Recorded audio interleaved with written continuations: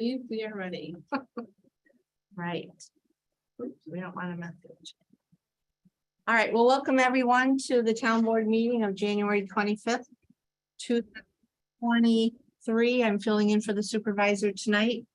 And I appreciate your patience as we get set up.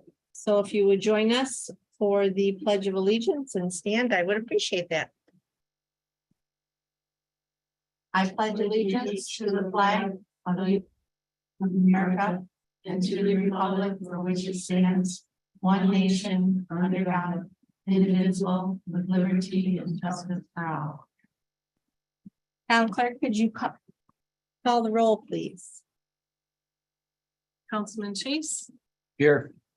Councilwoman Morelli, Here. Councilman Councilman Wilbur. I do not know if he has got back on with us or not. Has anyone gotten a message from? It's on here. Yep. Something happened, he said. Okay. I'll ask- Deputy Town Supervisor Corbin. Here. Ask him to rejoin. All right, and of course, all my notes are missing. It's all our one word. And Supervisor QC is excused. So with that being said, we have a few announcements to make. And that first announcement is that we have a few items to change or update on our agenda, and that is under new business. We're going to be having a proposed resolution for purchase of some software, as well as we will be discussing a proposed resolution on the public hearing that we'll be having at 7:15 tonight. So my apologies. Agendas are subject to change, and those few items got added on. And again, don't know where all my lovely papers went, but I will get through it. Second of all, I'd like to let everyone know that we have appointed our planning board members and our zoning board of appeals and our conservation board members. The town board unanimously voted the new appointees on. Based on their qualifications, they are all highly qualified. We'd like to thank on behalf of the town board, all those that applied. And the town clerk keeps your letters of interest for 3 years. So if there are future openings, obviously we'll reach out to you as well as anyone new. We do have still an opening or two on the Board of Assessment Review. So if anyone is interested or you know of anyone, please send their names and have them send a letter to the town clerk. We would greatly appreciate that. Also, the surveys for the comprehensive plan have been out. I know I received mine, I think on Monday in the mail. And I've asked the facilitator, John Morelli, to speak to the surveys that you received. We've been seeing on social media and things and phone calls with some information that isn't accurate, and we want to make sure everyone feels comfortable with what the information is on the survey. So John, the microphone should be on. Okay. If you could give us a few minutes of your time and share that with the residents. Thank you. I can't find the minutes.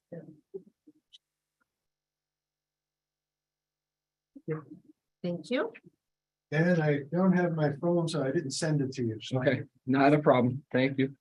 Not you. The other day. Oh. I was like, I don't know when you were gonna send it, but. There you got it. Okay, dear members of the board, thank you for this opportunity. On behalf of the Comprehensive Plan Update Committee, I'm pleased to report that on Friday, January 20th, we sent out almost 3,000 surveys to Rush citizens. Folks started receiving them on Monday, as far as I know, the 23rd. And thus far, we have received approximately 40 electronically completed surveys, plus a number of paper copies. I don't have a count on that. This is encouraging, but represents only about 10% of what we would like to see. We'd like to see somewhere, on the order of at least 15% and above. come in. So we're talking about something on the order of 400. So we're about a tenth of the way. So we will continue to encourage all who have a copy sitting on their table at home to fill it out and send it in. As you know, we've been at this for a while, and we have conducted a number of workshops in the year to help residents understand the issues and for the committee to hear what the individuals had to say to us. The workshops have been extremely helpful to us, and we're happy to hear from everybody about the issues that concern them. So that's important. We learn a lot. Regarding the survey, it's 4 pages long, may be filled out and submitted on paper using the addressed envelope included with the survey. It's addressed to Labella, our consultants downtown Rochester, who will then process it. Those who choose to do it online, it may alternatively be done electronically online. And those who choose to do it that way are asked to enter the survey ID number that appears on the upper right-hand corner of the paper copy, the first page of the paper copy that you received. Please note, this number does not and cannot be used to correlate what has been submitted to who did the submitting. So there's no correlation, this came from such and such an address, or this came from such and such a person. In addition, not only did we set it up not to intentionally not, but the stuffing machine at the printers broke down. So instead of stuffing them, they broke them up and gave up to the staff with their hand. So no way it could be tracked. Some people have their mics open, John, so I'm just muted them. Okay. So this is an anonymous survey. The survey ID number was included to help ensure 2 things. One, that the survey is completed only by Rush residents, because somebody outside of town might have got a hold of one, and that only 1 completed survey is submitted per person. So additionally, we have learned that there's no perfect mailing list, and consequently, some Rush residents may, will be missed by our mailing, that's for sure. Adult Rush residents who have not received a copy of the survey in the mail are asked to call the Rush Town Clerk's office immediately, and one will be sent out. I'll be delivering 100 and something tomorrow morning to you in that regard. That's it. Any questions? No, we thank you very much for giving the residents here on Zoom and on YouTube Live an update of what to expect. So thank you, John. All right, thank you. Now, we do have a public hearing at 7:15. We also have a presentation by Jewel Community Power. So I'm sure she's going to need a few more minutes than that. So I would, if you can hold with us for a few more minutes, that would be greatly appreciated. To stretch it out a little, we have a public comment period, which is open, obviously, to everyone. You do not need to sign in for that.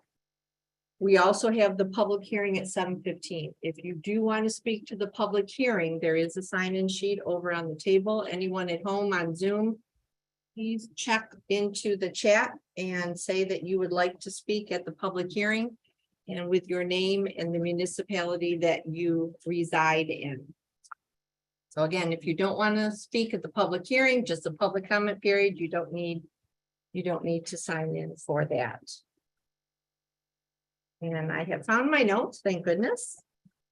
And I think we have that covered fairly well for what we needed to speak to. So with that, I have 7:12. I have to wait exactly to 7:15, correct? Abstract. You can do other things. Oh, okay, let's do the abstract. Councilman Chase, Okay, you are on for that. Thank you. this took a small army to get completed this month. Oh, with a little bit of work in Town Clerk Busey and Councilwoman Corbin, they got together and got this done. And Councilman Chase. Would- So, Yeah, mine was not quite as involved as all of you guys, but, okay.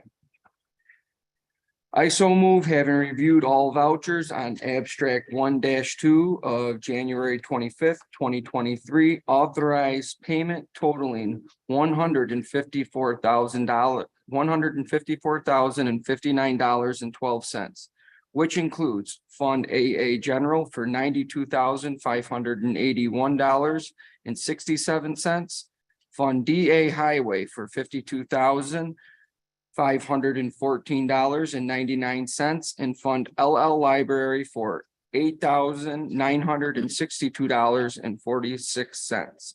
Do I have a second? I'll second it. Town clerk, please poll the board. Councilman Chase, Aye. Councilwoman Morale, Aye. Councilman Wolver. Aye. Deputy Supervisor Corbin. Aye. And yes. Lower the feedback a little bit, Dan. I'm sure. You might have to have. Oh. Somebody else. Let's see who else we got. They have muted themselves, so we are okay. With that, I think we can get one more in. I will make a motion to approve the town board minutes of December 14th. 2022 town board meeting as submitted by town clerk Busey. Is there a second? I'll second it. Councilman Chase, Aye. Councilwoman Morale. Aye. Oh, He's on twice. okay. Deputy Supervisor Corbin. Aye, and maybe we can have Councilman Wolver go like this. All right, thank you. All right. With that, it is 7:15. So if town clerk could read the notice for the public hearing. Okay, please take notice that a local law has been introduced to the town board of the town of Rush, New York on December 14th, 2022, designating as local law number 1 of 2023 to amend chapter 80 of the Town of Rush Town Code entitled Notifications of Defects to require prior written notice of defective and hazardous conditions. Please take further notice that said local law of 2023 is on file in the Rush Town Clerk's Office located at 5977 East Henrietta Road, Rush, New York, where it is available for public inspection during regular business hours. This notice is being provided pursuant to section 20 of the New York State Municipal Home Rule Law. Please take further notice that a public hearing upon said local law has been scheduled for the 25th day of January 2023 at 7 p.m. to be held by the Town of Rush Town Board at the Town Hall 5977 East Henrietta Road, Rush, New York. An opportunity to be heard in regard to will then be and there be given. Written comments may also be directed to the Rush Town Clerk at 5977 East Henrietta Road, Rush, New York, 14543 on or before 4 p.m. on the 24th day of January 2023. This is by order of the town board, and I have not received anything as of yesterday. Thank you very much. Again, if you would like to speak to the public hearing, there is a sign in. If you are at home on Zoom, please put your name and town of where you live in the chat.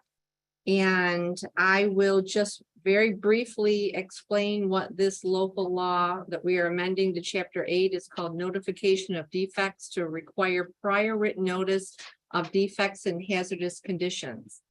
It says amendments to the town code of the town of Rush, chapter 80 of the town code of the town of Rush shall be amended by replacing the existing chapter 80-1 in its entirety with the following language. Section 80-1. Prior written notice required highways, streets, bridges, culverts.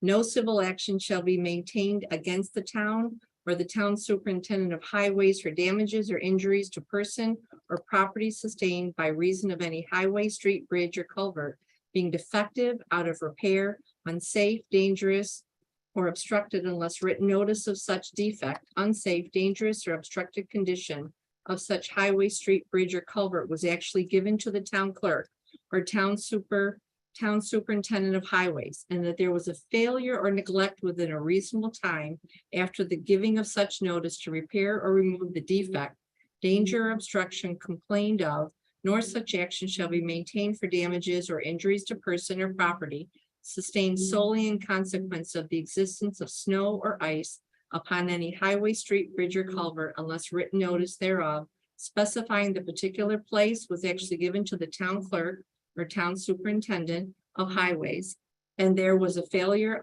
or neglect to cause such snow or ice to be removed or to make the place otherwise reasonably safe within a reasonable time after the receipt of such notice. Chapter 80 of the Town Code is further amended to add a new section, Chapter 80-7, entitled Delivery of Prior Written Notice When Effective. So that is the proposed local law. Is there anyone in attendance in person on our sign-in sheet? Anyone want to grab that? Normally I would, but I'm stuck in the middle today. Now.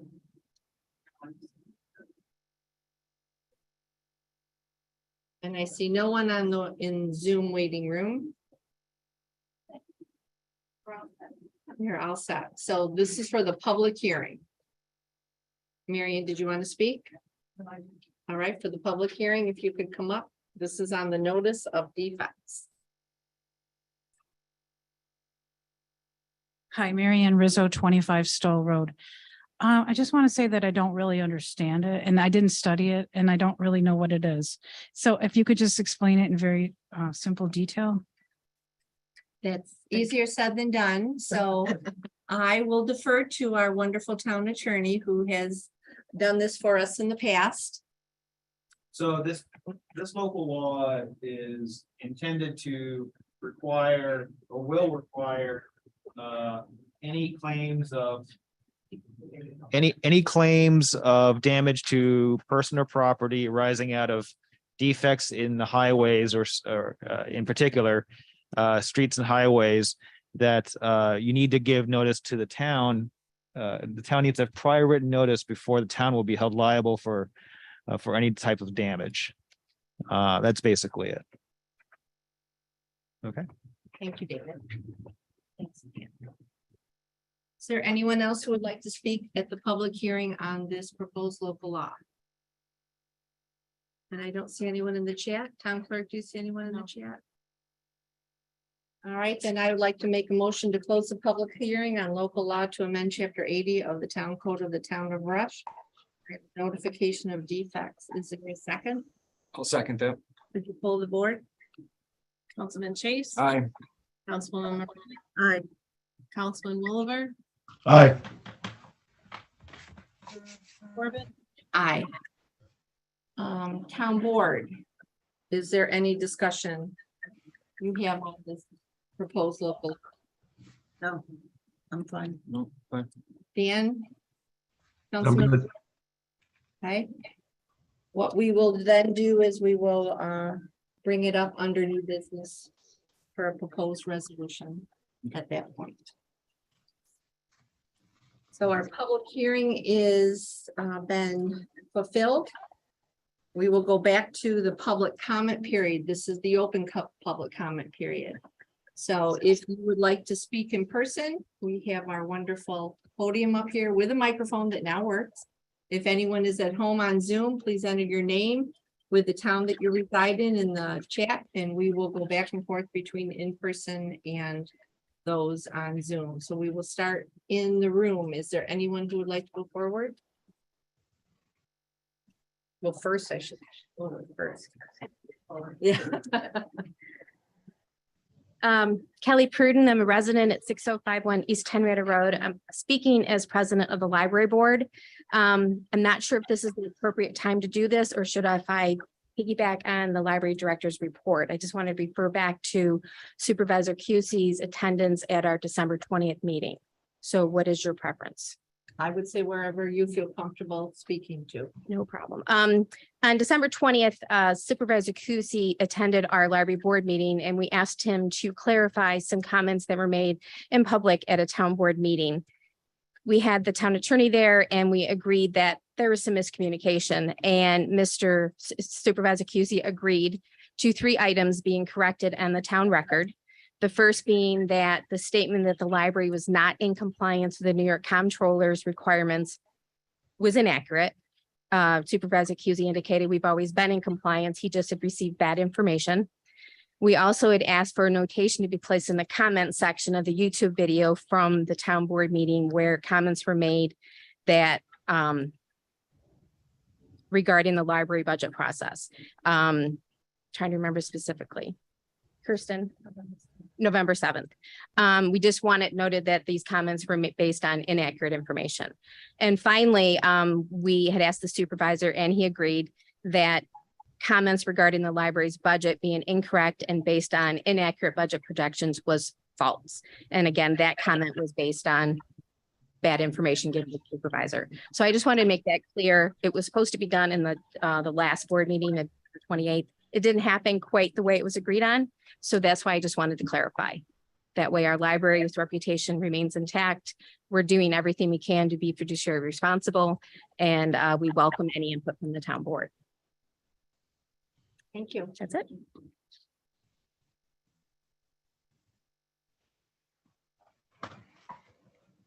I do not see anyone on the chat. I'm not sure if the town clerk sees anyone. I can't see anyone. Is there anyone else who would like to speak here during the public comment period? Please come to the podium and give us your name and the town you reside in.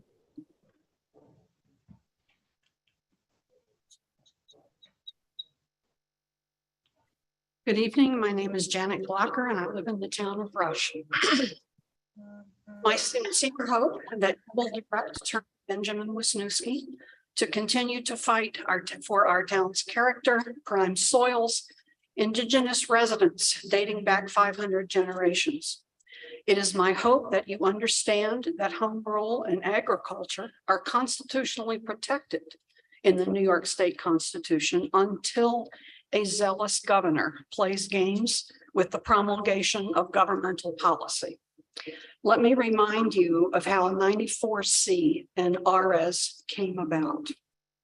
In a February 27th, 2020 statement from the New York State Council of Mayors, we learned that Governor Cuomo used his 30-day amendments to the executive budget to establish RS. Governor Cuomo did not use the legislature to review any of his proposals within this Accelerated Renewable Energy Growth and Community Benefit Act.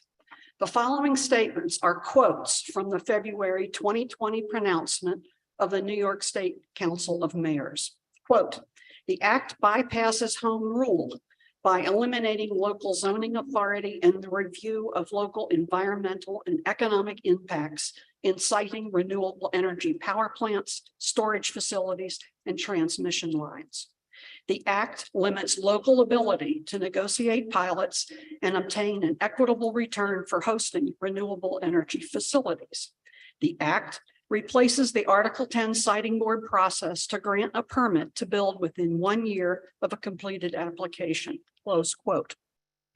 Volume 3 of In Session, the Association of Towns newsletter, wrote about the February 21st, 2020 use of the 30-day amendment to the executive budget ploy by Government Cuomo to introduce the Accelerated Renewable Energy Growth and Community Benefits Act. Again, I quote, "The Association of Towns strongly opposes this legislation for a variety of reasons, including the manner in which it was done by unveiling it in the 30-day amendments, thus precluding us from analyzing the proposal and voicing our concerns in budget testimony.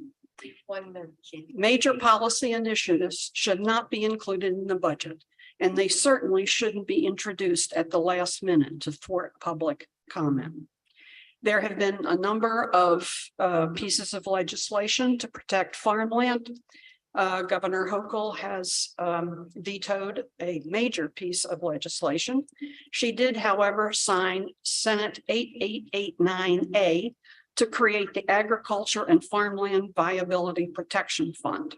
In the press release, when a solar facility is on prime soils, it has to pay a mitigation fee. The mitigation fee now will fund the Agriculture and Farmland Viability Protection Fund. The last thing I would like to note is that on the last day of the 2021 legislative session, Governor Hochul vetoed the Unmarked Graves Act. It was passed unanimously by both houses of the legislature. It would have protected unmarked graves of Native Americans, forgotten African American cemeteries, Revolutionary War dead, paupers, and so on. Governor Hochul stated that the rights of private landholders were not properly protected. Native Americans saw it differently, and there's a link that attests to this. After this brief history review, I respectfully ask you to direct Ben Wisniewski to continue to fight Horseshoe Solar in the town of Rush. I will email this document so that you can search the link and our clerk can insert my statement in tonight's minutes. Thank you. Thank you. Is there anyone else in attendance? We do not see anyone in the chat feature. Feel free to come I up. tried to chat. Oh, John? Yeah, I tried to chat, or I don't know, I typed it in, but it didn't seem to pick it up. Did not seem to pick it up. John, if you could hold off, we're going to have Carol come up and then we will have you right afterwards. Thank you for your patience. All right, sure. Everyone can. Thank you. We have 3 minutes as best you can, so we can get everybody in. Hi, Carol, your name and the town you live in. Carol Stevenson, Rush, New York. So I live right opposite Gola, where all the horseshoe activity would be. So I thank you, board, for your work so much. If there's anything you can do, any funds you can use to help Attorney Wisniewski, I just would so much appreciate it. Just, you know, I would open my front door and I would look at the it's hard to use, I don't want to put adjectives, but I would be looking at the work of Horseshoe Solar constantly when I'm outside. So anything you can do to put up a fence, put up some trees, move it back, anything you can do, I would so appreciate. Thanks. Thank you. John Cameron, if you could unmute yourself, turn your video on for us. And again, hopefully you can keep your comments to 3 minutes. Thank you, Councilperson Corbin. I appreciate it. We're asking the Rush Town board members to ask Attorney Benjamin Wisniewski to challenge the ORA's decision in civil court. The residents of the town of Rush looked at solar issue long and hard and passed a strong local solar law. And we feel that the residents of the town are not anti-solar, but have strong ideas of where solar should be placed and what size of solar is appropriate. Now ORAs and the state of New York are taking away home rule and almost completely overriding our local solar law. As an example, ORAs has waived the following provisions of local solar law. The existence of a special overlay district permitting the town to decide where large-scale solar installations are appropriate, the 1,000-foot setback, the 50-acre maximum per parcel, 50% lot coverage, 12-foot high solar panels. HSS plans to use 17-foot high panels, visual screening of 14-foot trees, underground transmission lines. My wife Debbie and I live at ground zero for the project. We didn't move to Rush to be across the street from an industrial solar facility. Angola Road is going to become an industrial site with a new larger substation, a 5,200 square foot operation and maintenance building, a laydown area for 600,000 solar panels, and solar panel installation. We can't let ORAs in the state of New York take away home rule and completely override our local solar law. Our town and its citizens should be able to decide for itself what type of solar it wants and where it's located. We're not anti-solar, however, just anti-industrial solar facilities. We're asking the town board to go the next step by commencing litigation to protect Fresh's rights under home rule to create zoning laws. If we don't protect home rule with regard to solar, what other areas of home rule will be overridden by the state? Remember, it's our understanding there's a great deal of land under lease by Invenergy in the town of Rush. If phase one of this project goes unchallenged, how long before Invenergy goes to phase two with a possibly more dense concentration of solar panels in the town of Rush? Or if Invenergy doesn't have such plans, maybe they'll transfer their leases to another solar developer who does. So again, we need to go to the next step by commencing litigation to protect Rush's rights under home rule. Thank you. Thank you, John. Is there anyone else in person who would like to speak? Anyone on Zoom who would like to speak? I had the chat on waiting room only, so I do not see anyone else on there. Anyone else? I can't see anyone. I do not see anyone in the chat, although I do see more. If you click on more, there's a number 2. I'm wondering if that's where the chat is. Yep, let's go up to chat and see. Where did it go? No one there? Here we go. Oh, okay, so that's where he ended up. All right, so I put a message in there and no one else has responded, so I think we are safe to move on. All right. So our public hearing has concluded, our public comment period has concluded. We are now going to invite Shannon, I apologize, I don't recall your last name, up from Jewel Community Power to do a short presentation on our CCA that we have been working with. And we will make you a host, Shannon, if we see you in there. There you are. Wrong person.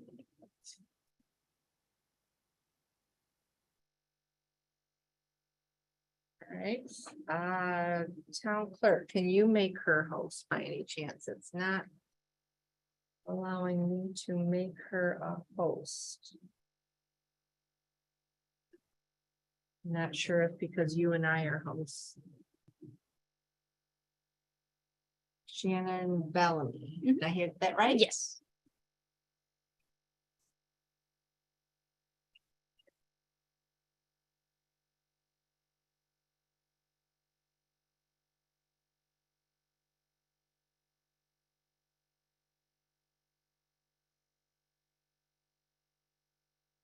Yep. You have an option? Make co-host, there we go. Then she can share her screen with us. Great, thank you.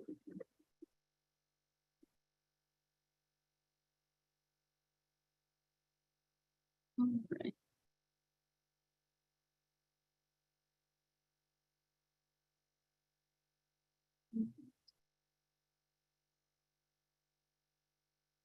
Okay. Great. Hello. Okay. Hello, everyone. Thank you so much for having me today. My name is Shannon Bellamy. I am with Jewel Community Power. Jewel is a CCA or Community Choice Aggregation Program Administrator for municipalities here in New York State. So we're here to talk to you a little bit about the Town of Rush Community Choice Aggregation Program, just give it a quick overview and give some updates on the program. So first, the Town of Rush is considering to join an upcoming bid through Monroe Community Power to provide residents and eligible small businesses with the benefits of renewable energy supply. And I have heard the conversations regarding the solar farm. This is completely different. Do not worry. For a really quick overview, we'll start by talking about community choice aggregation, just providing an update of what it is, talk about some of the benefits, how it impacts residents and small businesses, where we are on the timeline, and just some quick frequently asked questions. So first off, community choice aggregation, or more commonly referred to as CCA, is a program that allows municipalities to aggregate the buying power of their residents and small businesses to try to negotiate for more favorable renewable energy electricity supply. So we'll get into that more in a second. But here is something that may or may not look familiar to you. I know it might be a little small, but this is a typical National Grid bill. This is your electricity bill. This is page 2 typically. And this is what we are talking about. So if you look at this bill, the first half, you will see what's called electricity delivery charges. These are the charges on your bill that come from the utility. So this is just the charge that you pay to be their customer. So this includes things like electrical grid maintenance, billing customers, meter reads, customer care and customer service, things like that. All of these charges will be on your bill every single month, and the rate at which you pay for them is fairly fixed. It's only adjusted once in a while. So these charges, unfortunately, are a bit unavoidable. So, and you can see in this example, these delivery charges were actually more than the supply charges. So these are charges that you pay on your bill every single month that we can't really avoid. However, the supply charges, the rate that you actually pay for the electricity that you receive to your home or business, that is what you have a little bit more control over. So see here on the bottom, there's your electricity supply services charges from the supplier, in this case, utility National Grid. Those charges, the per kilowatt hour rate that you pay for the electricity supply, that is set by the electricity market. So when you set up your account, when you move into a new home or register with your utility, you're typically put into the default electricity supply program, which means that the utility finds an electricity supplier for you and just passes those costs on to you. However, you do have the option to either secure your own third-party electricity supplier, also known as an ESCO, or you could join a community program to go through the community's default. And so that's what the town is currently exploring, is setting up a new default for the community. So again, what this program does is it shifts the selection of the default supplier from the state or the utility. So you could either be in National Grid's default electricity supply program to the local municipality. So you could be in the town of Rush's renewable energy program. That's essentially what this is talking about. So this program allows for the default choice to naturally support renewable energy as opposed to the grid mix, which can contain non-renewable energy. And it also offers some competitive rates, because instead of signing a contract with just you and an electricity supplier, the community is signing up together. So there's no independent contracts or anything like that. And you're able to access better rates as a community than you could as an individual. And for some more background, this program was authorized by the New York State Public Service Commission back in 2016. So now we have communities all over the state who are participating in programs just like these. For example, the town of Henrietta is also moving forward. Canandaigua, Geneva, the city of Rochester has one of the largest programs in the state. And there's some others as well that are also looking into joining these programs. So the reason that the town is interested in exploring these programs is it helps with residents and small businesses access essentially just another option for something that we have to purchase day to day, which is electricity supply. So the goals are at least 50% renewable electricity by default. So in the past, this has been 100%, but renewable energy is becoming more competitive as there's higher demand.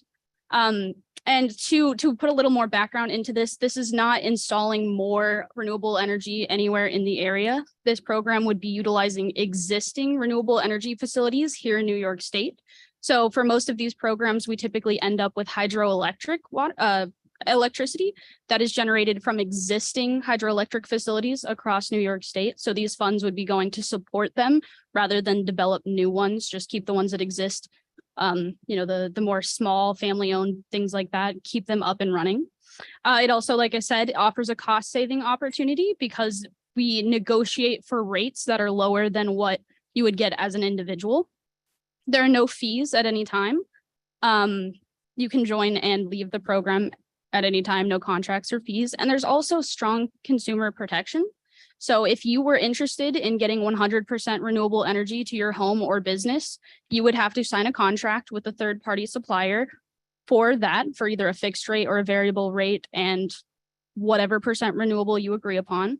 You would also have to sign that contract with that supplier, meaning you would be responsible for reading the fine print and the terms and conditions.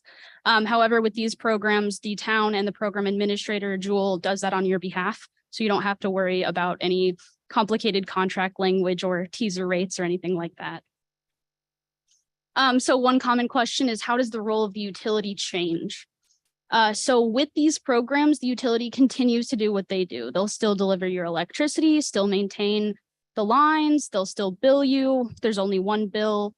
Everything is exactly the same, except for where your money is going for electricity supply. Instead of going to an unknown third party, it is now going to a known supplier that's supporting New York State renewables. And so when this program launches, essentially what happens in existing communities is the supplier on the electricity bill that you get changes. So that's the only change, is that the supplier changes and then the rate changes. Instead of seeing a variable rate, which changes every single month, you will see the same supplier, the supplier for the town, and you will see a fixed rate, a rate that you know what it's going to be ahead of time. So for right now, we aren't to that point yet. We don't have a contract in place. The town is just allowing themselves to explore. So we're currently in the process of getting ready to go out to bid on the electricity supply market to explore the different offerings that we can find. Once those come back, the town will have the ability to review them, see if there's good options, see if there's renewable options, good savings, things like that. If they make a decision at that time to move forward with one, then we'll do another round of outreach and education, provide some more information to all residents and small businesses, and go from there. But for right now, we're just giving a brief overview of the program and the offerings, and then we'll come back in the future when there's a contract in place or when there's more information available. But as I said, so when these programs launch, they are automatic enrollment. So for everyone who is just enrolled in the utilities default, they would just be switched to the community's default. So there's no action required on anyone's end. However, it is not a forced participation program. You may opt out or change enrollment at any time. So for those of you who are on the default, and live within the town boundaries, you would be eligible.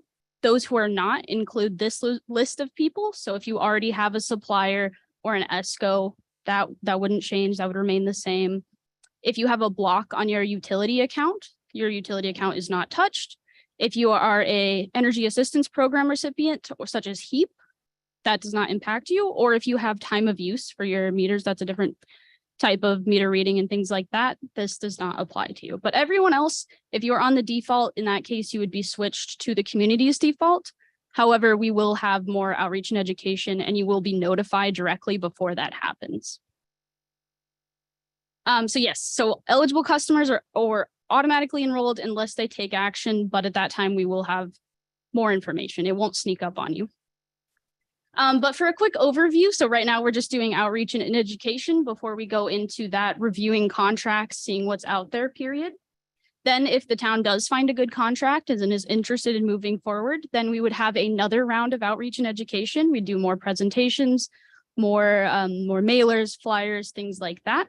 We would also send out a package to every single individual eligible customer or small business explaining the program, the benefits, the offerings, the conditions such as the rates or percent renewable and your opt-out options. Then we would have a 30-day period in which you're welcome to change your enrollment at any time. If you'd like to opt out, if there's multiple options available, you can make your selection at that time. And then after that period, the program launches and you would see that slight change on your bill. The supplier would change and the rate that you pay for electricity would change. And then the program would be in action. So the main thing to note there is you can change your enrollment at any time. So if you don't opt out before it starts, you're welcome to give it a try for a few months. If for some reason you don't like it, you can leave at any time. There's no fees, there's no hassle, anything like that. You can switch at any time. And the expected launch, if there is a contract, if the town is able to find a contract that they like and are interested in, the expected launch would be later this summer or into the fall. However, we'll have more information between now and then regarding what that contract is and what your options are. And as a reminder, these are the benefits. It does help support New York State's clean energy goals by supporting existing hydroelectric facilities and other renewable facilities. It offers competitive rates better than what you could get on your own. There's more consumer protection because you're not signing any contracts yourself. And essentially, it just gives you another option to explore better ways to pay for things that we have no option except for to pay for. And then just really quickly, a few frequently asked questions to clarify any Any common misconceptions? So one, this does not replace your utility. You still have your utility. It just switches where you're paying for your utility. You'll have more knowledge about what you're actually spending your money on. It does not impact the reliability of your electricity. You will not have any outages as a result of this program, nothing like that. It is not a guaranteed savings program. The goal is to find more affordable rates for electricity supply. However, the electricity supply market changes every single day, and the programs we offer are fixed rate.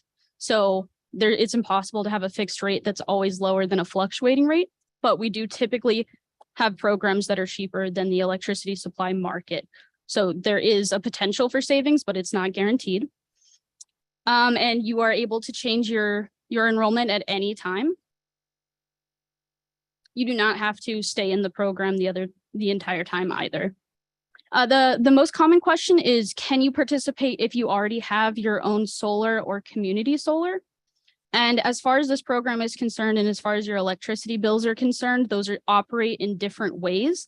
So if you have solar on site or participating in a community solar program, you can still do this program, because essentially you still need to be connected to the grid in case solar doesn't ever cover all of your usage. This just covers whatever's left. So anything your solar doesn't cover that you use, this is the backup.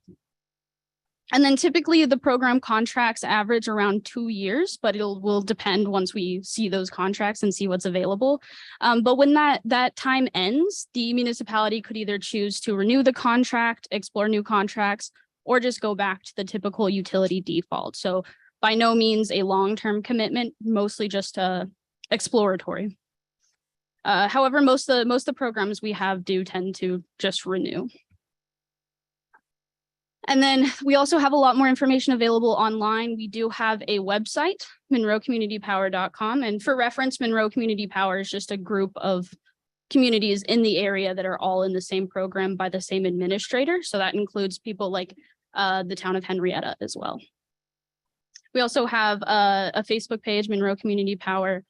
And then we have a phone number and an email address that we can be reached at if you ever have any questions or concerns. But again, we're just exploring right now. We'll have more presentations in the future with the offerings if it comes to that point. If we have any questions, I could take those now. That's okay. I know I have a question for you, and you did have it in your frequently asked questions. Yes. But has that changed? I thought in the past, if you had community solar, you had opted in with another company, you weren't able to take this benefit. Yes, so the offerings have changed over time. We used to also offer a community solar program at the same time. We may still, if the town is interested, offer a community solar program in the future. But for just this electricity supply portion of the program, it's essentially completely separate. So you can still participate if you have solar. So it may have changed since when we've presented in the past. So, but yeah. I have a question about, I don't know where the power that I purchased now comes from. Mhm. But I do see charts and graphs that show a large portion of this area is supplied by hydroelectric. Yes. And I guess my thought is, if we're going to a company that is saying, 50% renewable, am I moving away? Otherwise, might have been 100% renewable? That is a good question. So being in New York State, we do have a decent percent renewable grid mix as it is. But it's kind of hard to tell until we actually have a contract in place. There are several benefits to going forward with 100% renewable for the community. For example, moving forward with 100% renewable as the default would allow the town access to more what's called clean energy communities grants that are supported by the state. So there are several incentives to go forward with 100%. Almost all of our communities do have 100% renewable as the default. The only reason we've reduced it to 50 this time around is just because the demand is greater, so it's less available. But at that time, once we have a contract in place and we know the offerings, we'll be able to provide better information regarding what the current grid mix is and what the contract is for. We're still hoping for 100%, but we've kind of lowered expectations a little bit, just given the market right now. So would the town be able to go for any grants between whatever at 50%, is there anything down at 50% rate? Yes, so because of this new increased demand, we are currently working with state regulators to see if they can't adjust their criteria for the existing grants. So the existing grants do say 100% as the default is required. However, given the limited availability, we are hoping that they drop that requirement a little bit, which could help secure those grants. They are developing some new grants in the future as well. So it will depend. We'll have those updates by the time it comes time to contract. Essentially, that'll be in the next few months. And when we're reviewing those, we'll look at the percent renewable, we'll look at the rate, and then we'll also consider grant opportunities and availability. If for some reason at the market, if we go out to bid for these renewable electricity supply contracts and there's not a favorable one at that time, we can choose to not move forward and just wait until the market is better or until the state has changed those regulations for grant availability. So as of right now, not that I'm aware of, but we're hoping by that time there will be. So just to follow up, what would the grants be for specifically? Yeah. Yeah, so the Shannon, can you repeat, because they can't hear her question? oh, yes, So sorry. I apologize. No. No, you're not up here on the mic. So the first question was, are there grants available if we do not select 100% as the default? And the answer to that is not at the moment, but we are hoping that regulators adjust to meet the changing demand. And the second question is, what kind of grants are those? So the grants I'm referring to are what's called the Clean Energy Communities grants, which is funded by the state, or CEC grants that offer different points for action items that communities can complete in order to work up points. And once you get a certain amount of points, you're eligible for different levels of grant funding depending on the size of your community. So there are several communities that have already implemented some of those and have some points towards that, but they are also first come, first serve. So it's more of a, whenever they're gone at this point. I would have to double check to see how many points the town of Rush has, but implementing this program, the Community Choice Aggregation Program with 100% renewable, is the highest action item points that you can do. So with this and just maybe one or two other things, you could easily access at least the lowest level of grant funding. And I'll just add to that, Kelly, with our electric vehicle charging stations, we have points banked with the state with that, with the CCA. Yes. And our code enforcement and building inspector taking training, we get points for that. So we're getting close to that amount. You're getting points to receive a grant that would be what? Oh, okay. Yeah, so that at least with these, the question is what's the grant funding go towards, or what's it for? And they're typically used to support sustainability or community improvement programs, at least with these more renewable energy sustainability focused ones, typically go towards a program that supports the community's environment to some extent, but I'm not so sure on the specific criteria. Thank you.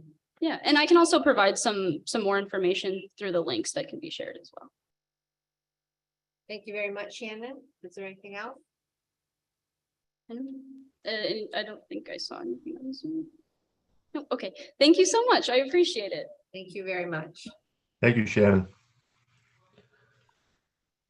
Councilman Woolever is our liaison to the CCA, and he is the one that has gotten this whole project going. So thank you, Dan, for setting this up for the town.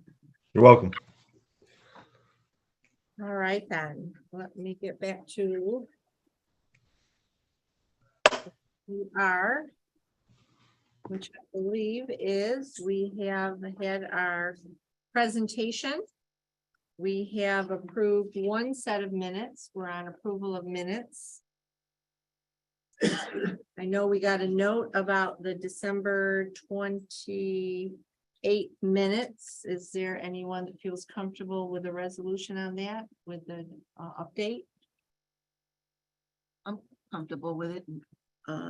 So I move to approve town board minutes of December 28th, 2022, as submitted by Town Clerk Bucci. Do I have a second? I'll second. Councilman Chase, I'm gonna abstain. I wasn't at that meeting. Councilwoman Morelli, Aye. Councilman Williver, Aye. Deputy Supervisor Corbin, Aye. And the additional minutes we just received, so I will put that to the next board meeting for review. If everyone is okay with that. Yep.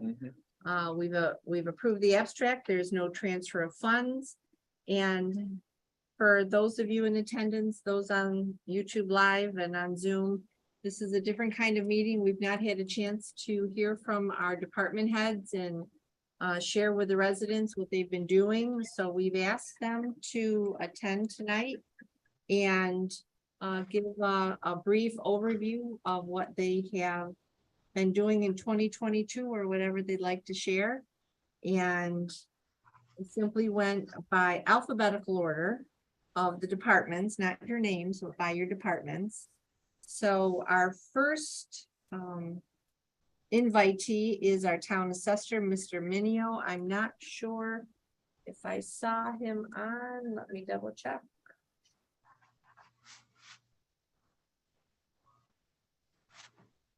I didn't see him on. I don't see mine All either. right. And do we know if this is being recorded by Zoom?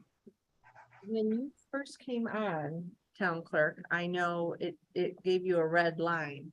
So let's see if it will record to the cloud. I saw on your screen, there was an It's live. exclamation point saying it would not. We're live on YouTube, but for some reason, see, it says on it says unable to start cloud recording. Record to this computer. We're not recording on Zoom at all. We are not, but you can record it. If you hit record, it will record to the computer in there. Go to record, your three dots.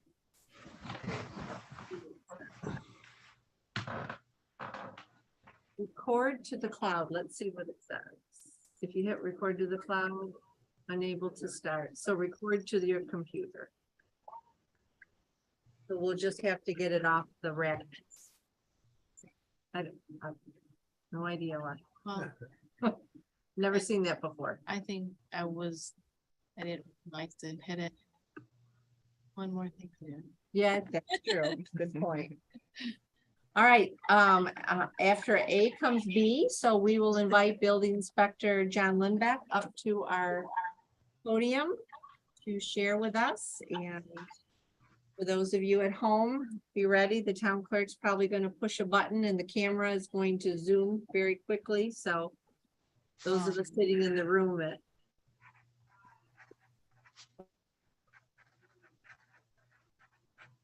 there.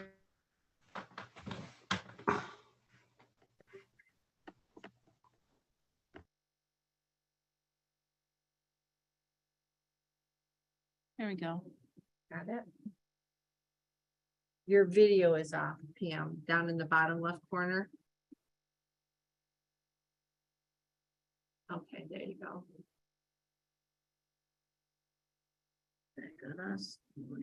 Come on.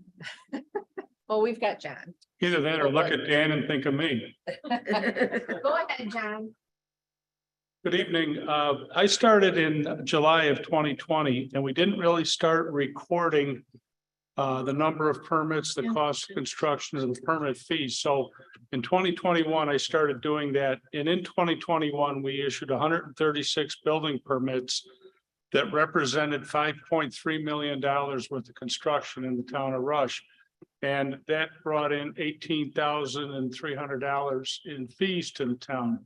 In 2022, we issued 123 permits, which represented $9.3 million worth of construction and $45,000 in building permit fees.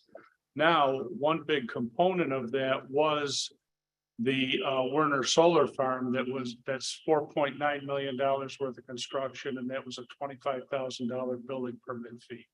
So, and that, as I reported this week to the town board, they've got 90% of the panels installed. They're connecting wires. There's 29,000 plus panels there. And now all those are being connected to the inverters, and eventually they'll be connected to a national grid out at the road.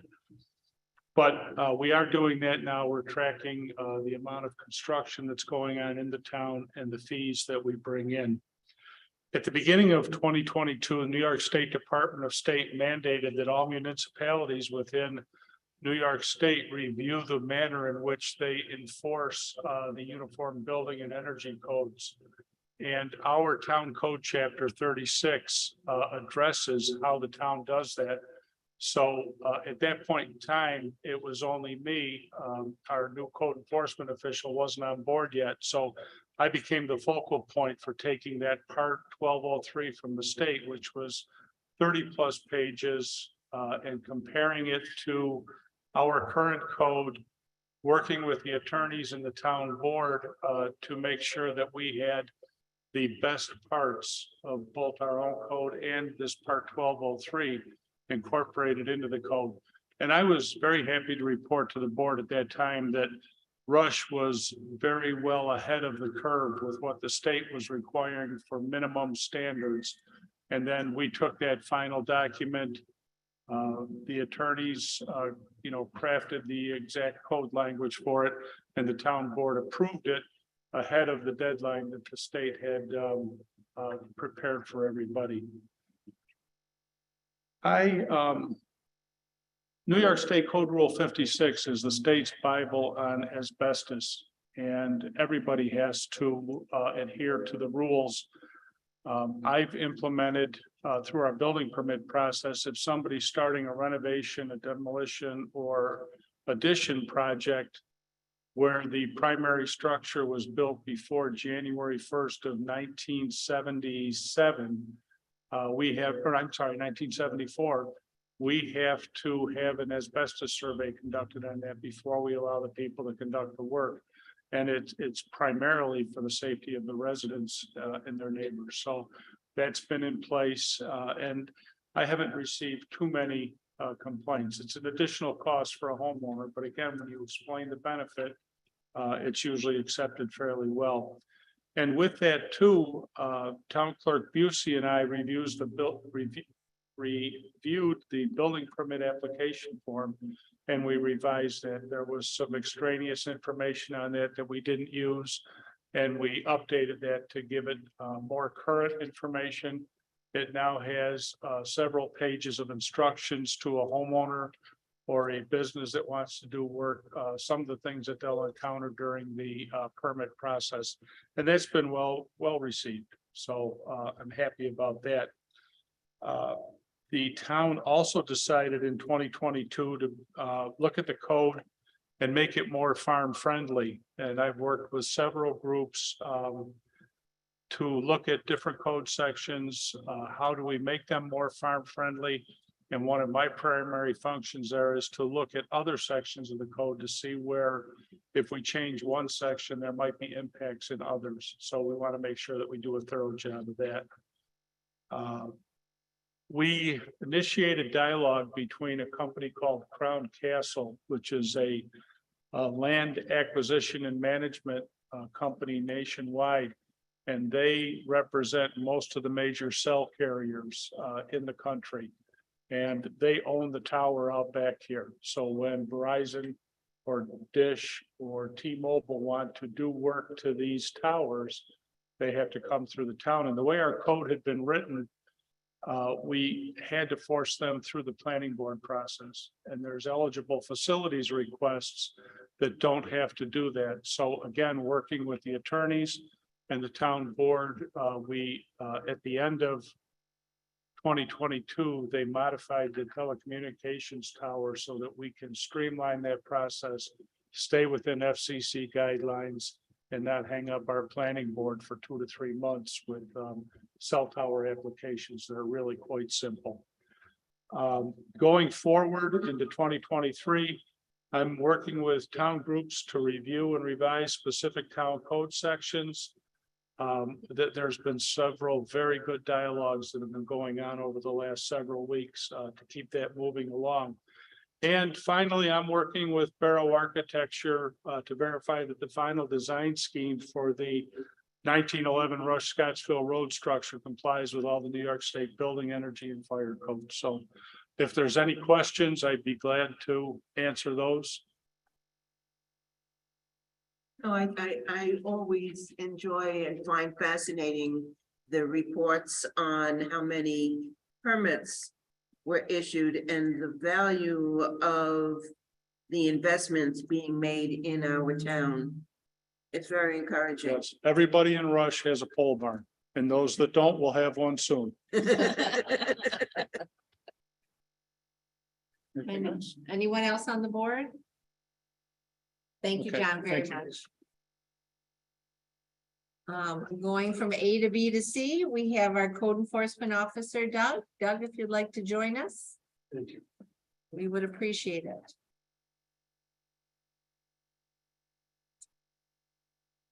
Good evening. I've got a report for last year that encompassed only 7 months, as it's how long I have been here.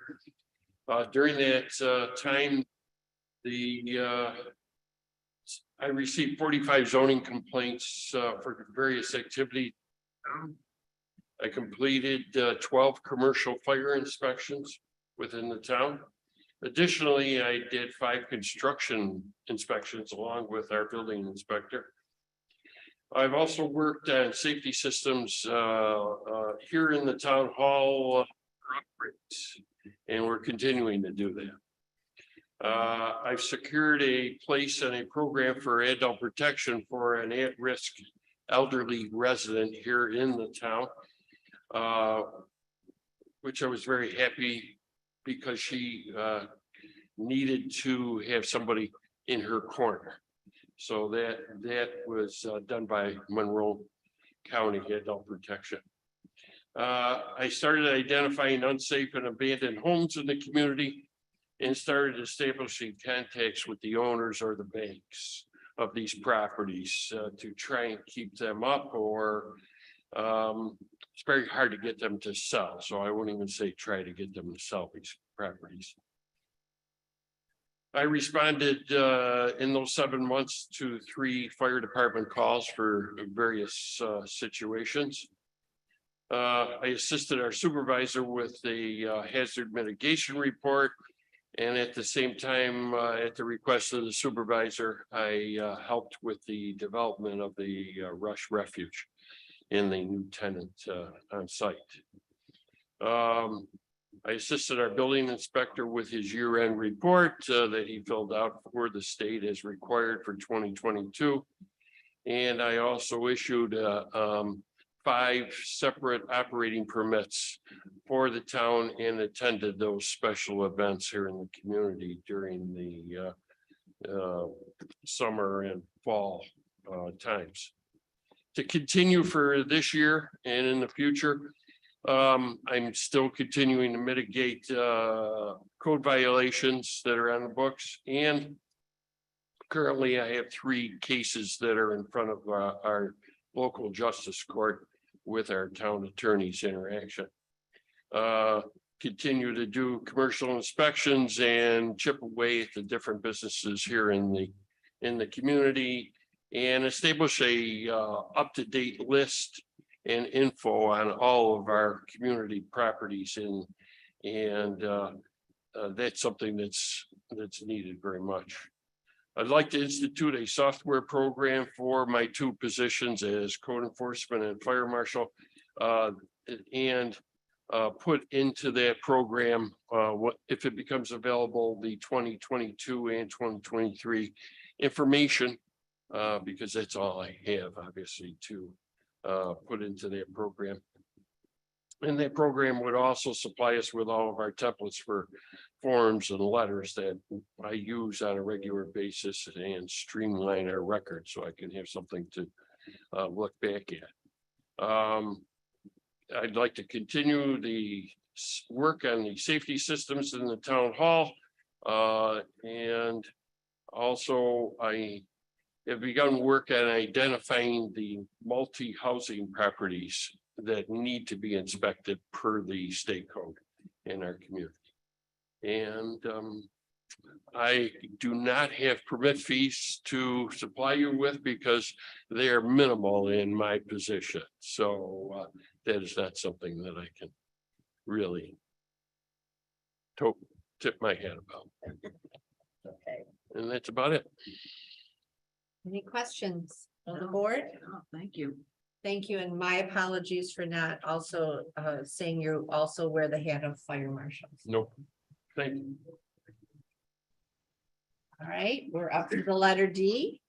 Dog control officer. I don't know if Mike is on. Let's see if I see Mr. Zora on. I do not. So we will move to highway superintendent. I don't think I saw Mark.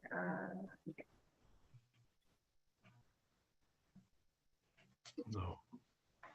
All right, library director. I know she's here. Kirsten Platts. Thank you very much for attending tonight. Hi, town board members. Thank you for inviting me. It's good to see all of you. I'm calling this my state of the library address. I like that. Yep. So I think this is the first time we've been asked to come and do this, as far as I can tell. Like all industries, we've had our share of challenges and successes since coming out of the worst of the pandemic. So allow me to start with those, and then I promise there'll be good news. Number one, the pandemic and the rise of other respiratory infections this year still impacting library use, including staffing and program participation. We continue to do our best within community standards to maintain a clean workplace and community space. Two, the changes in the town's finance department over the last few years has left the library and other departments without the finance reports from the town, which were customary in the past. These reports provide double checks for data entry errors and a safeguard for watching out for budget balances. I'm hopeful that this will change for the better, and I'm working with the new town bookkeeper to get the financial reports in a timely manner so I can continue to have accurate fiscal control over the library budget. We really need these double checks. We're all human. Mistakes are made. We need to correct our mistakes. I really will need the year-end report soon in order to work on my New York State annual report for libraries, which is due March 1st. And there's a big financial portion of that report I can't do without the town's help. Number three, in my opinion, the town budget process should return to its previous collaborative practice, with the town board inviting all department heads to build the budget as a team and having transparent, robust discussions with department heads around their revenue and expenditures. I am a Rush resident and a taxpayer, and I take great care to create and disperse the library budget with the oversight of the Library Board of Trustees so we can provide the best service to our town in an open and transparent manner. Any resident is welcome to see my budget, including staff salaries, and to ask any questions about my spending to fulfill our library mission. Minimum wage, a major component of our budget pressure, is still going to be a factor for the 2024 budget year and possibly further out. Those of us who listened to Governor Hochul's State of the State address know she might like to tie minimum wage to the rate of inflation. So our impact might be longstanding. We must, though, remain competitive with wages in this town to maintain and recruit a good labor force. Number four, inflation is impacting library spending. Costs of all goods and services are increasing, but I've been keeping my contractual spending in my budget flat for years. Overdrive ebooks and audiobooks will make 20 to 25% of our circulation, but they are much more expensive to purchase than print books, sometimes up to 5 or 6 times the price of a print book. We are held hostage by the big publishing companies in this regard. We continue to economize and seek alternative funding, including grants whenever possible. The 16-year ongoing library roof leak is still a threat, despite the most recent roof replacements and commercial heat tape application. The leaks we have experienced in the library are due to ice damming. And we haven't yet had the conditions this winter that cause that problem. So that's heavy snow that stays on the roof for days and is subject to the freeze-thaw cycle. Until we get through that set of conditions, we won't know how the new roof will protect the library. This time last year, my staff were dodging at least 6 buckets behind the circulation desk, and the leak was active over my desk for the 16th year in a row. So we haven't had that kind of snow yet this year to know how we're going to fare. So on to the good news. I supervise an enthusiastic staff of 6 part-time library clerks. 3 of those are senior clerks with added responsibility. I have a part-time cleaner and 9 volunteers and 6 substitute clerks who all work hard to offer you terrific library service, including home delivery and curbside delivery as needed. Because of this great team, plus pandemic improvements, our circulation, door count, number of programs, and program attendance all increased last year. So that's really exciting. So here's some statistics. I keep a lot of stats for those of you who don't know. Last year, we had 955 email newsletter subscribers to our monthly e-news. If you don't get our e-newsletter, shoot me an email and I'll subscribe you. We had nearly 10,000 visits to our website. We had 14,209 visitors to the library, and we held 238 programs with 1,700 participants. And my senior clerk, Sue Ritz, wrote and received a grant to pay for 3 additional gazebo concerts for the community last summer.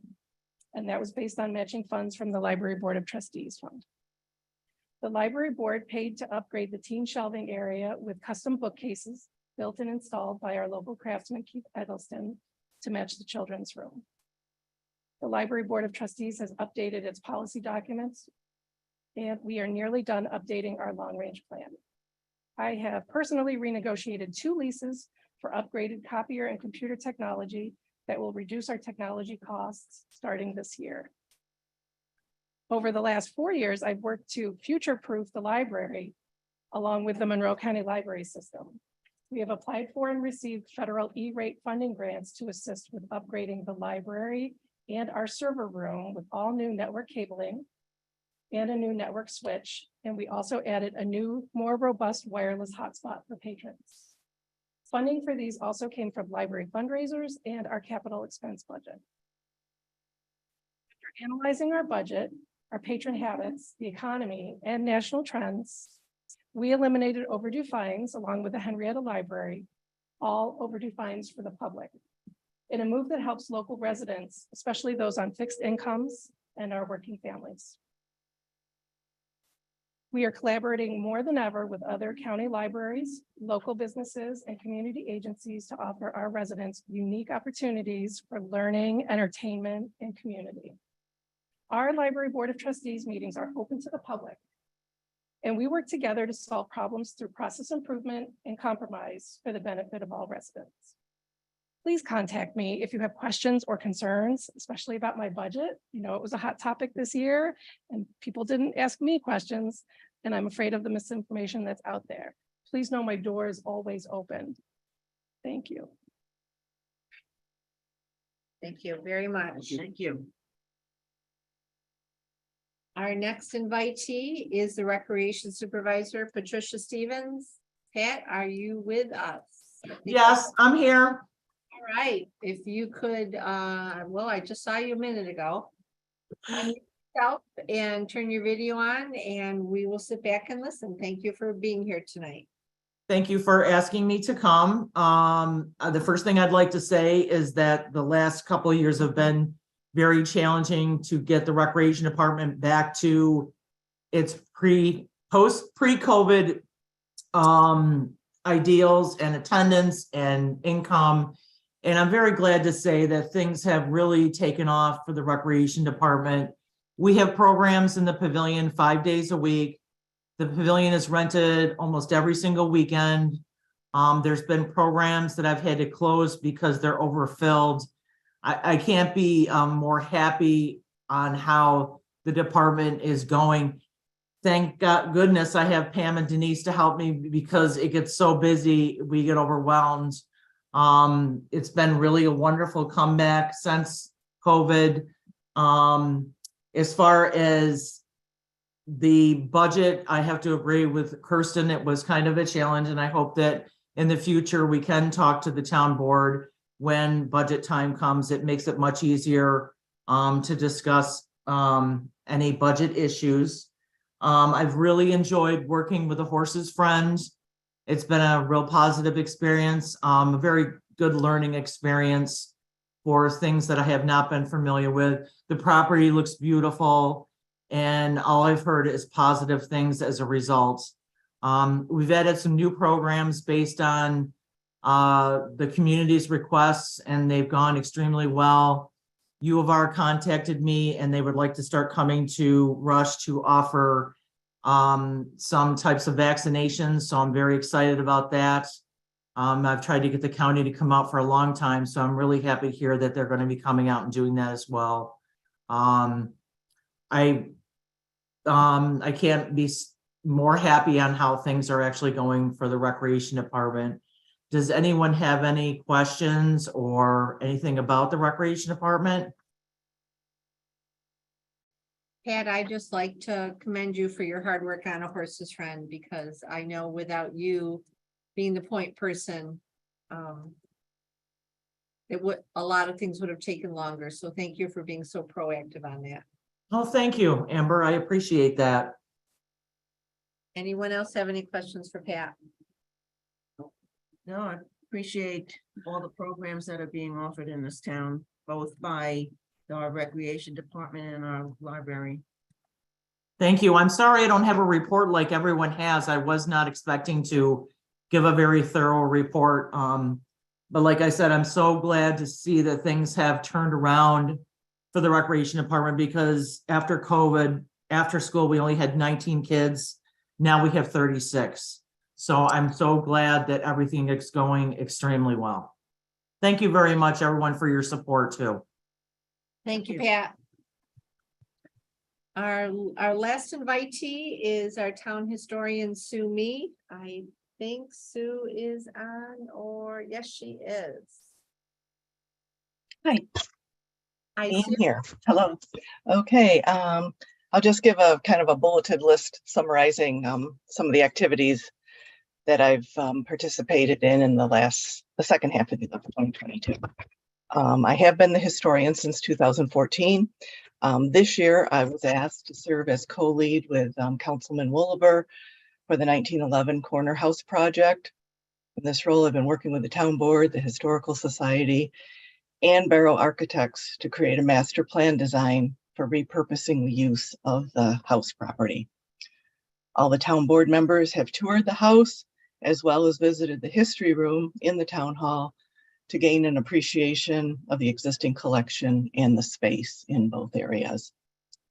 As town liaison to the Historical Society, I've worked closely with RHS in creating a lease agreement with the town for the use of the 1911 house property. I've also worked with the town and the Historical Society in submitting a grant to the New York State Council on the Arts Capital Project to rehabilitate the house and repurpose its space. The grant submission deadline was January 12th. Grant awardees are expected to be announced at the beginning of April, so fingers crossed. I'm also serving on the Comprehensive Plan Update Committee. I serve on the board of the North Rush Cemetery. The cemetery currently remains a separate organization, is not considered an inactive cemetery at this point in time, so it's not under the care of the town. Probably, as we've discussed, previously, that could very well be the case at sometime in the future, let's say. Revenue stream is the issue there. So hard to stay viable without revenue. I also serve as the secretary and treasurer of the Rush Pine Hill Cemetery, and therefore kind of act as a liaison to the town for both of those cemeteries in Rush. I've worked with a SUNY Geneseo student this past summer, where we worked on a number of projects, including the kiosk display for the Lehigh Valley Linear Trail. Had her scan a number of images and documents for our collection. She helped me with sorting and organizing donated materials, also delivering materials to neighboring town history offices or historical societies if they were donated items that really weren't appropriate. When I receive those items, often it's a large box. You know, it's maybe the descendants cleaning out a parent's home or something, and they, you know, pass over a large box, and I take them without necessarily think I got dropped. Oh, no, no. Can you hear me? Mhm. Oh, okay. All right. My screen changed all of a sudden and I thought it was gone. We're trying to see Uh, our monitors. Oh, okay. Okay. And so yeah, there's a lot of sorting and, you know, determining what stays in our collection, what belongs elsewhere, and so on. In December, I met with another SUNY Geneseo student in response to my request for a spring internship, where I'm looking for a geography student to help with a GIS project, creating map overlays for the hamlet of the changes that have taken place over the years. So I'm kind of excited about that. He's just getting started on it, so we'll see how that ends up. I'm continuing attending regular monthly meetings of the Industry Advisory Board. And then my other activities are just regular ongoing historian activities, including responding to multiple email requests for research information on ancestors that lived in Rush at one time, or property information. This past year, I had 57 such email requests. As you might imagine, there's quick yes or no answers. They usually involve a fairly extensive bit of research to adequately respond. I've been assisting other researchers locate ancestors' graves in our town cemeteries. I was very excited this past fall to meet with a descendant of one of our Revolutionary War soldiers that's buried in Pine Hill Cemetery. So things like that I find exciting. So also locating homes and locations of, you know, where their ancestors lived and farmed, you know, little town tours. I've also, as I mentioned earlier, accepted several donations from descendants of Rush families. And lastly, I would just like to also say that I'm very appreciative of the support of our town board. Enjoy working with all of you. That's all. And if anyone has any questions, I'm happy to respond. Any questions? No, so good to hear all this stuff happening. Yeah. Thank you very much, Sue. Have a good night. Thanks, you too. And that concludes our reports of our department heads. We greatly appreciate them taking the time out of their day to share with the residents and us. We will now move on to old business, and Valerie, Jerry's secretary, has been in discussions with him about a town Facebook page. And Valerie is on with us tonight. If we have any questions for her, we have a proposal in front of us, and I think probably her qualifications, Reed says that she has started and run Facebook page and groups before for 2 other businesses. So she is familiar with successfully starting, running, and promoting both of these for different businesses and groups. So that makes me feel good about that we have someone with the knowledge base and the experience to do that.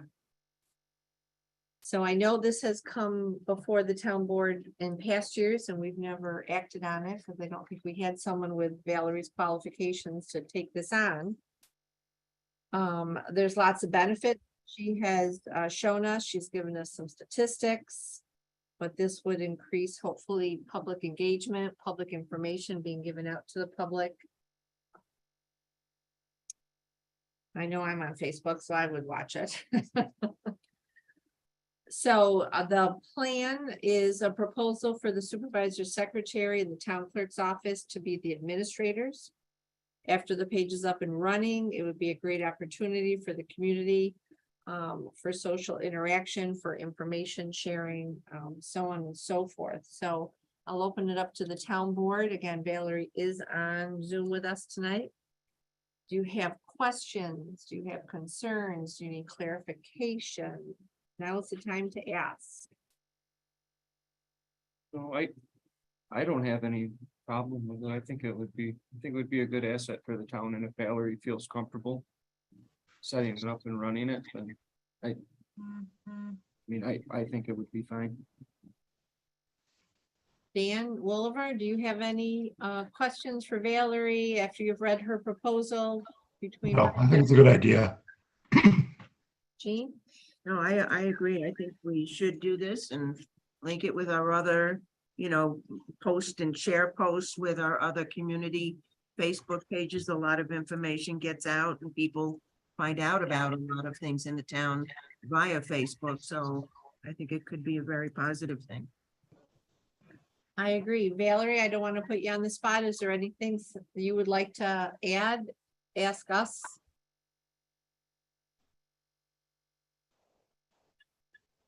All right, I don't hear. Oh, I think I hear. Can you hear me now? We hear you now. Okay, sorry about that. Thank you for giving me the opportunity to bring up the Facebook page.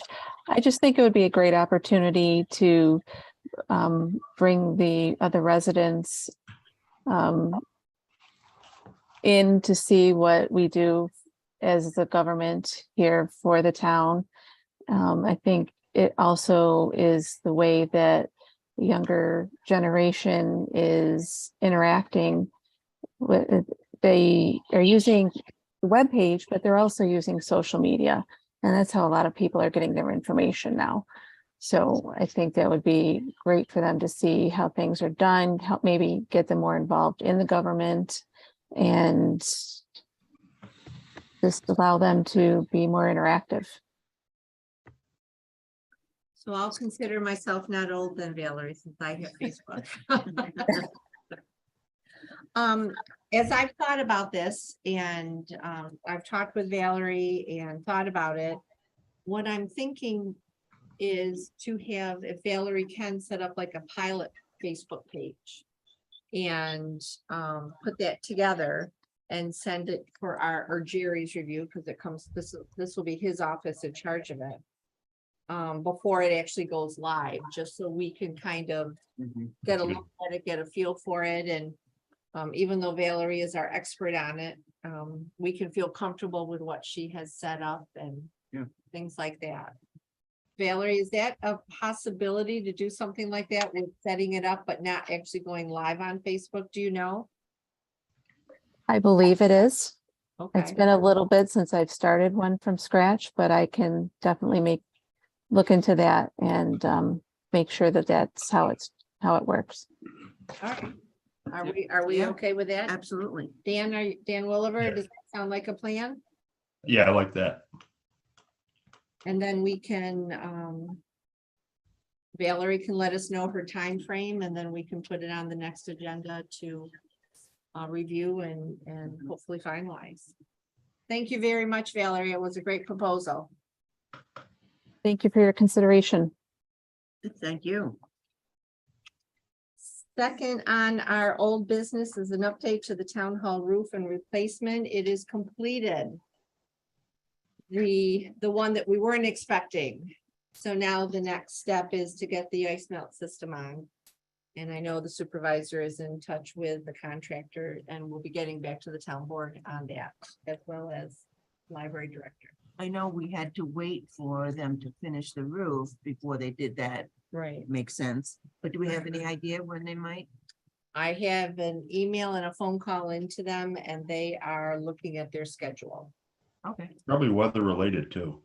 They did say, Dan, you are absolutely right, that it can't be put on if there is ice on the roof. So you are absolutely right.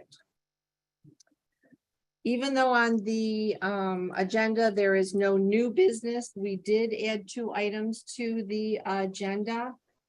And under new business, the first is a proposed resolution on the public hearing that we held tonight.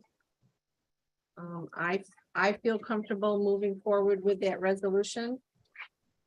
And if everyone is okay with it, I will read it. Yes. Yep.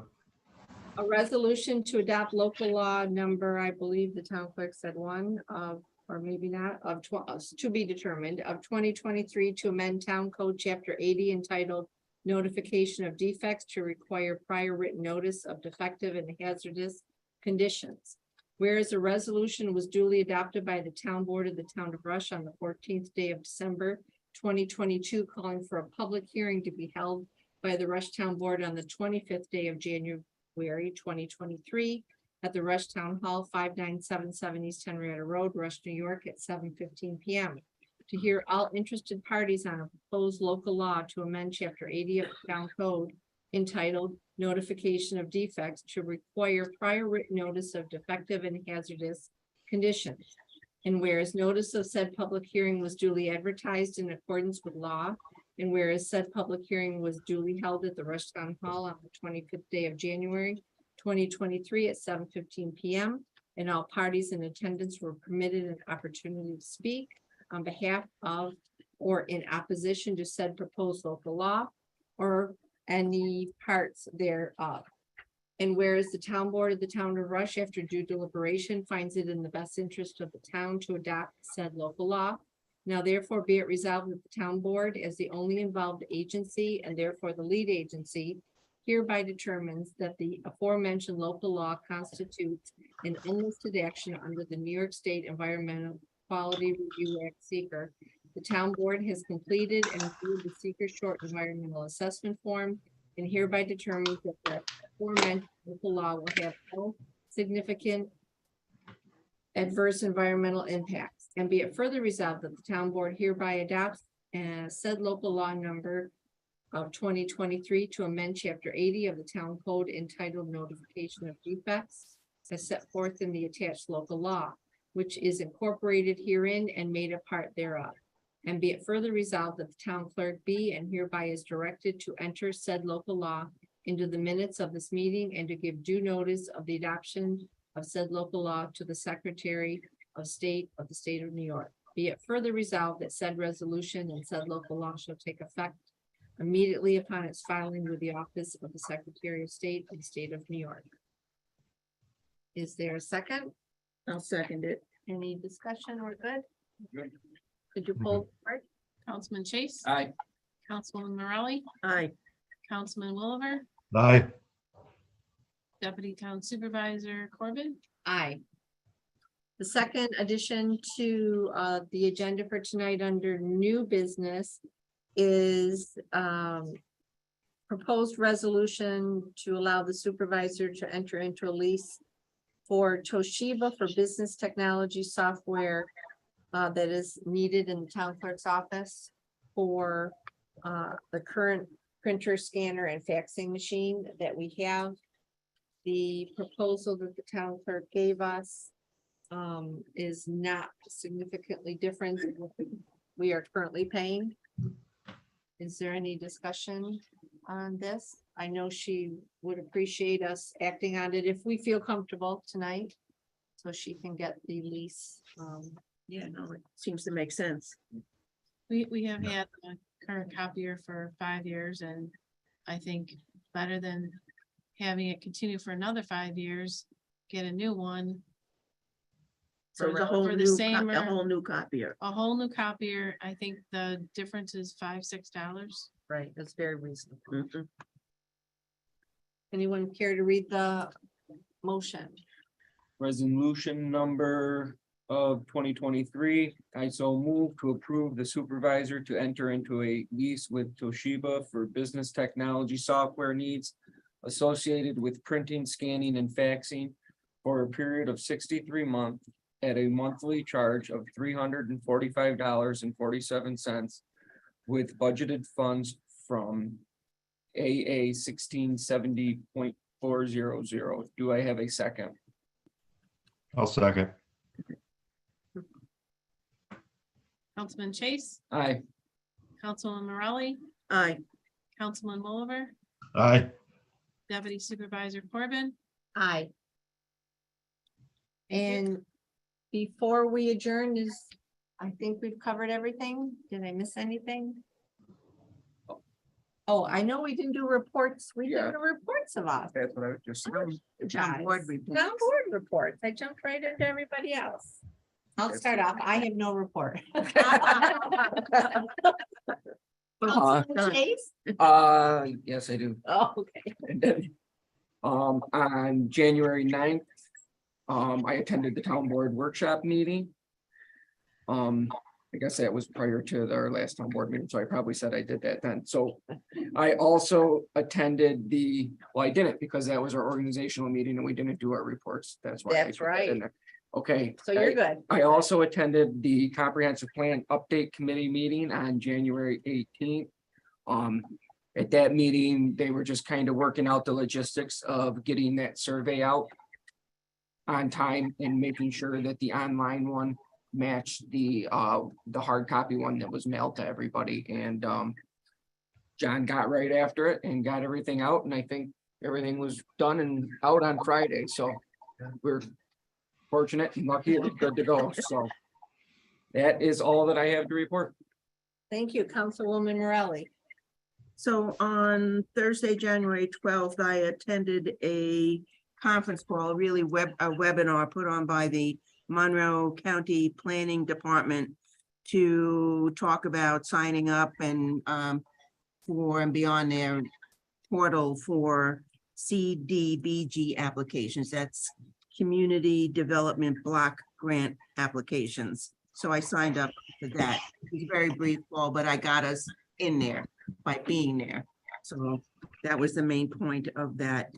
That was actually followed up today with a discussion from a gentleman from that office, along with Rhonda Destino from MRB, who we've been working with in the grants office, to talk to them directly to see if it makes sense for the town of Rush to sign up for anything through these grants. And we really don't fit. Our income levels are too high, and all of their grants are really designed for areas, if you will. So we went on and discussed and tried to, for him to rack his brains. Well, any opportunities that where maybe the income limitations are a little higher, or, and one thing that did come out of it, and, and I'll forward it on, is there is a grant and it's for individuals. So it's not a town, not the town, but it's because we know that there are individuals who are on fixed incomes that, may be below those thresholds. And so there are some individual grants or loans available for home improvement. And I'll send that along. We have those, and there are residents that have benefited from those.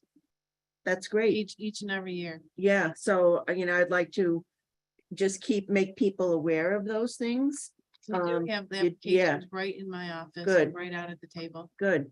So, because then it has nothing to do with the town income thresholds. Right. So I do have another lead to talk to somebody in Adam Bellow's office. I had seen him at an event in recent days and got his ear and said, hey, we need some help here for infrastructure money from the additional ARPA funds that they still have. And so, yes, they do have another round that they're gonna go through. And I'm trying to get hold of the person, a name he gave me. He told me to talk specifically. So Rhonda and I are going to be talking to that individual, hopefully get on their radar. And we'll see. We'll keep trying, right? Yeah. They're gonna hear from us one way or the other. On Thursday, the 19th, I attended the first zoning board of appeals meeting for this year to cover for Mrs. Corbin here, who had to be out of town. And it was really their first organizational meeting. There were no applications to look at, but they wanted to have an orientation for new members and so on. And that was good. I did the same thing last night at the planning board, and because I am the liaison to the planning board again this year. And this was their first meeting of the year. They had no applications to review, but the chair, Scott Strock, made it a big educational meeting for new members to really go over what is expected of a member of that group and the types of applications, the things they need to consider, to be a member of the planning board, and it was quite thorough. So a couple of things that came out of that. They very much appreciate being solicited, you know, for their comments and review as we review code sections. And I find that all around to talk to other board groups, or, you know, a ZBA and the planning board and conservation board, as we are looking at code sections, because they're working with these code sections all the time, and they may have something, you know, to tell us about that in our deliberations that we may not have thought of, you know, that they may have seen issues. And that just kind of is a segue into one that we actually have coming up for a hearing in February, our setbacks. They were surprised that we was like, why are you looking at that? You know, and gosh, you know, we would like to have a chance to look at that, you know. So I solicited their help, and just please take a look at it and let us know if there's an issue with what we're proposing and why. So I'd like to make sure that we're covering everything, or is there something else we need to think about if we're going to make a change that they, you know, in their experience have seen. So they also were talking, and I can't speak for the conservation board, but who's the liaison to the conservation board? Dan. I am now. They were wondering if the conservation board has a kind of an inventory of environmentally sensitive areas of the town that kind of, you know, people should have as a reference as things come before the board that they could use, or that they could be referring to, you know, when applications come their way, to kind of cross-reference it with things that they know that may be in an environmentally sensitive area. So I don't know if the conservation board has that, but maybe it's something that can be thought about doing. I believe they did a survey of town properties for sensitive areas a long time ago, but I'm not sure where it is. But I think it does exist. And I think that one of the qualifications they needed to have to become a board was to have done just that. But I have no idea where it is. Okay. Well, maybe it's something we can resurrect or review or update. You know, leave it to them. They know better than I would what those areas are. So the Chairman Strock noted, and he asked me to pass this on to you, Pam, that there's still local law, the law number 1 of 2014 is still not incorporated into our code. So I don't know what the folks at E-Code are doing. You know, they're missing that one, and maybe that can be resolved.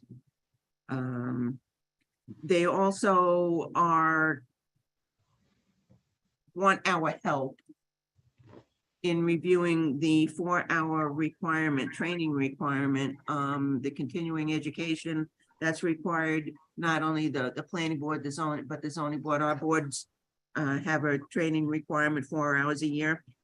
And whether it has to be, and I guess it's up to the town, or we've been advised by our attorneys as to that it's up to our town really as to training and, you know, what kind of certification you need, or you know, acknowledgement that someone did in fact take a course or do something, or whether internal training qualifies. And I know that Robert Marks has probably talked to you, David, about developing some courses specifically for our boards, and that's great. And we can, you know, get them there, you know, time that way as well. So I think all my notes, I am good. Thank you. Thank you very much. Councilman Woliver, do you have anything to report? I attended a town board meeting up here just to see how they do business. Very similar to us. So they started their meeting with a public hearing on whether to allow marinas in a zoning district or not. And they need to buy a new chairlift for the ski resort and a snow cat to do the trails for the snowmobilers at about $330 a copy. But meeting very similar. People that attended the meeting were very similar to people that attend ours. It was just interesting. That's different issues. It's interesting. And beyond that, I just want to say that get the word out about the comprehensive plan survey. Everyone you know, tell them to fill it out so we get a good picture of what the people of the town want. That's it. I agree with you, Dan. It's the town's future. We need the input. Thank you. Town clerk, anything to report? I seem to be all about money, so. That's wonderful. That's a good, somebody I guessed. did submit the December report to the supervisor with a check for every revenue in the month of December for $9,278.49. And state revenue checks and monies to them for $213.16. And we are only $200,000 short of collecting our town portion of town and county taxes, which are, we've collected $1,224,932.15. No escrows yet, so that's all monies are coming from people that don't have mortgages, so. Oh, and that's it. Thank you. And thank you for the technology that we have here, even though I'm still juggling on where I'm supposed to be. So. David, anything to report? Nothing to report. There were three things that Jean brought up and it wasn't on my agenda, but for clarification, the training has come up before with us and we're gonna put it on the agenda for our workshop in February.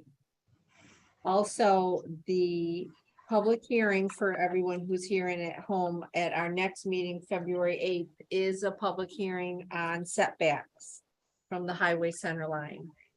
And we as a board in the past have referred for comment from planning board. They're not going to meet till the end of February, but can we make that request to get their input from it? Because I know I've had some phone calls about it and